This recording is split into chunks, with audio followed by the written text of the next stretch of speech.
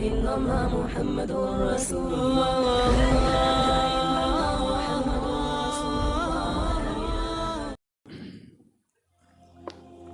گزشتہ آیات میں حضرت موسیٰ علیہ السلام اور حضرت ہارون علیہ السلام دونوں پیغمبر، دونوں نبی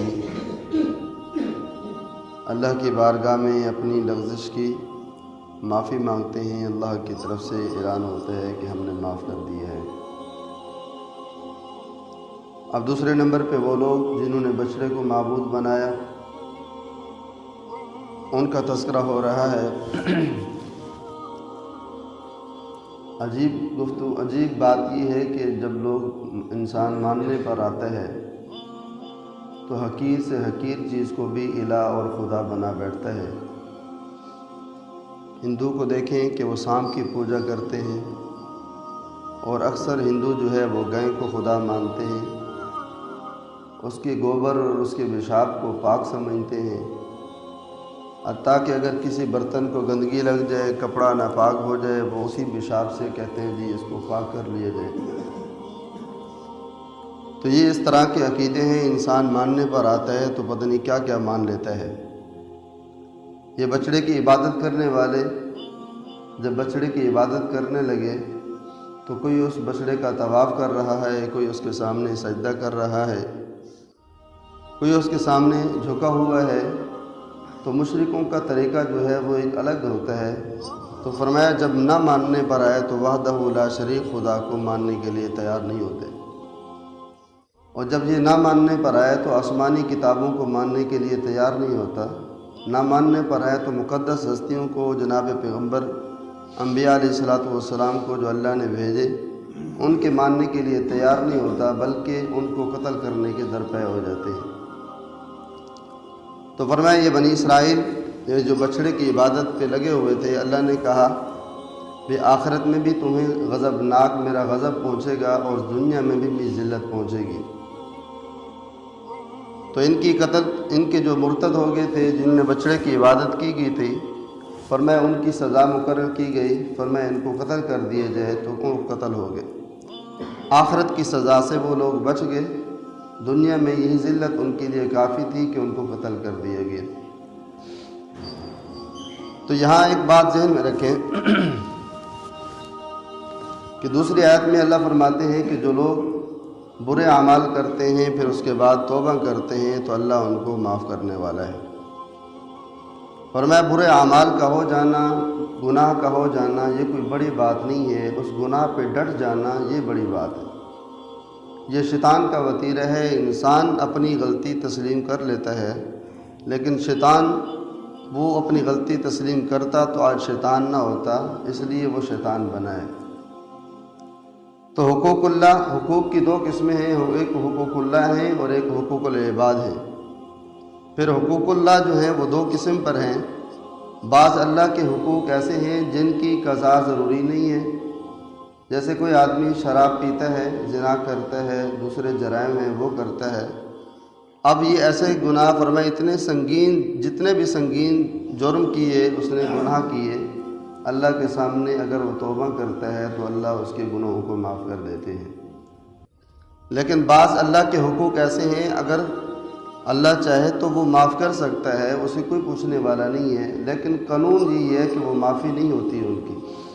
اللہ کے پیغمبر جناب محمد عربی صلی اللہ علیہ وسلم نے بے شمار احادیث میں اس کی وضاحت بیان فرمائی ہے. جیسے نماز ہے، روزہ ہے، حج ہے، زکوٰۃ ہے، عشر ہے، فطرانہ ہے. فرمائی یہ ساری چیزیں جو ہیں، یہ سارے حقوق اللہ کے ہیں، یہ معاف نہیں ہوتے جب تک ان کو ادا نہ کیا جائے. ایک آدمی اگر نماز زندگی میں چھوڑ چکا ہے، کچھ نمازیں اس نے نہیں پڑھی، فرمایا وہ جب تک ان کو قضا نہیں کرے گا، ہاں توبہ، سچی توبہ سے اس نے جو قضا کی ہے نماز، یہ قضا والی نماز کو قضا کرنے کا جو گناہ تھا وہ ختم ہو جائے گا، لیکن نماز اس کو بہرحال قضا کرنی پڑے گی. ایک بندہ ہے، اس کے ذمہ حج فرض تھا، اس نے حج نہیں کیا، مرنے کے قریب ہو گیا ہے. فرمایا اب اس کے اوپر فرض ہے کہ اپنے لیے کوئی بندہ تلاش کرے کہ جی یہ پیسے ہیں جو اور حج کر کے آؤ میری طرف سے. اگر یہ بندہ نہیں بھیجتا اپنی طرف سے تو فرمایا یہ اس کو اس کی سزا ملے گی، کیونکہ یہ حقوق اللہ میں داخل ہے اور یہ وہ حقوق ہیں جن کی قضا ضروری ہے۔ اسی طرح کسی آدمی کا روزہ رہ گیا ہے، اب وہ کہے جی روزہ میں نہیں رکھوں گا، فرمایا روزہ رکھنا فرض ہے، عاقل بالغ آدمی ہے تو روزہ فرض ہے، تو روزہ نہیں رکھے گا تو فرمایا یہ اس کے ذمے قرض اللہ کی طرف سے رہے گا۔ اور دوسرے حقوق بندوں کے حقوق ہیں، فرمایا جب تک بندہ بندے کو معاف نہ کرے رب تعالیٰ بھی اس کو معاف نہیں کرتے۔ تو یہ حقوق بڑے اہم ہیں۔ آج دیکھیں دنیا کے اندر باپ بیٹے کا حق کھا رہا ہے، بیٹا باپ کا حق کھا رہا ہے، باپ بیٹی کا حق چھپا رہا ہے، اس کا حق نہیں دیتا، بھائی بہن کے حق پہ ڈاکہ مار کے بیٹھا ہے۔ فرمایا جب تک یہ وراثت کے مسائل جو ہیں یہ بھی بڑے اہم ہیں، دین کا آدھا حصہ ان کو بتایا گیا، آدھا دین بتایا گیا ہے۔ اگر کوئی آدمی اپنی بیٹی کو اپنی بہن کو حصہ نہیں دیتا، اور آج تو عجیب منطق یہ ہوتی ہے جی ہماری بہن نے ہمیں معاف کر دی ہے، ہماری بیٹی نے اپنے بھائیوں کو حصہ دے دی ہے، ابھی تک اس کے ہاتھ میں پہنچا نہیں ہے، معافی پہلے دلوا دی گئی ہے۔ باپ کہتا ہے بیٹی سے بیٹی یہ بھی تو تیرے بھائی ہیں، معاف کر دینا۔ یہ کیسی معافی ہے؟ فرمایا یہ معاف بھی کر دے بھائیوں کے محبت میں باپ کے سامنے، فرمایا یہ معافی نہیں ہوگی جب تک اس کے حوالے نہ کر دیا جائے۔ تو اس لیے وراثت میں اگر جس کا جتنا حصہ بنتا ہے اس کو واپس اس کو دینا جو ہے وہ لازمی اور ضروری ہے۔ ہاں اس کے بعد دینے کے بعد 10-15 دن بعد اس کو کہہ دیا جائے بھی سوچ لو، سوچنے کے بعد اگر وہ واپس کر دیتی ہے تو پھر ٹھیک ہے۔ تو یہ حقوق العباد جو ہیں یہ بہت ضروری ہیں کہ جب تک بندہ بندے کو معاف نہیں کرے گا رب تعالیٰ اس کو معاف نہیں کرتے۔ ایک مرتبہ میرے اور آپ کے پیارے محبوب صلی اللہ علیہ وسلم نے صحابہ سے پوچھا، میرے صحابہ یہ بتاؤ سب سے بڑا مفلس کون ہے؟ میں اور آپ اگر آپ سامنے بیٹھے ہوتے تو ہم میں سے ہر بندہ تو مشورہ دیتا، یا رسول اللہ صلی اللہ علیہ وسلم جس کے پاس کوٹھی نہ ہو، بنگلہ نہ ہو، گاڑی نہ ہو، فرمایا وہ اس کے کھانے کے لیے کچھ نہ ہو، وہ مفلس آدمی ہے، وہ غریب ہے۔ قربان جو صحابہ کرام پہ سوال کا جواب نہیں دیتے تھے، جب سوال پوچھا جاتا تو کہتے یا رسول اللہ اللہ اس کے رسول ہی زیادہ جانتے ہیں، تاکہ ہمیں کوئی نہ کوئی بات اور مل جائے گی۔ تو اللہ کے پیارے نبی صلی اللہ علیہ وسلم نے ارشاد فرمایا، میرے صحابہ قیامت کے دن ایک بندہ ہوگا جس کی نیکیاں پہاڑوں کے برابر ہوں گی، وہ ان کو دیکھ کے خوش ہوگا، آج میری نجات کے لیے کافی ہے، میں آج پاس ہو جاؤں گا، کامیاب ہو جاؤں گا۔ فرمایا یہی بندہ ابھی کھڑا ہوگا، ابھی حساب کتاب شروع ہوگا، ایک بندہ آ جائے گا کہے گا میرا پروردگار اس نے مجھے گالیاں دی تھی، اس کی نیکیاں اٹھا کر اس کو دے دی جائیں گی۔ ایک بندہ آئے گا کہ اس نے مجھے ذلیل کیا تھا، اس کی نیکیاں اٹھا کے اس کو دے دی جائیں گی۔ فرمایا ایک بندہ آئے گا جی اس نے میرا قرض دینا ہے، وہ قرض اٹھا کے فرمایا اس کی نیکیاں اٹھا کے اس کو دے دی جائیں گی۔ اللہ کے پیارے نبی صلی اللہ علیہ وسلم فرماتے ہیں کہ وہ ایک ایک کر کے بندہ آتا جائے گا اور اس کی نیکیاں ساری کی ساری ختم ہو جائیں گی، اب یہ اکیلا کھڑا ہوگا۔ اللہ فرمایا کہ فرشتوں کو پکڑو، اس کو دوزخ میں پھینک دو۔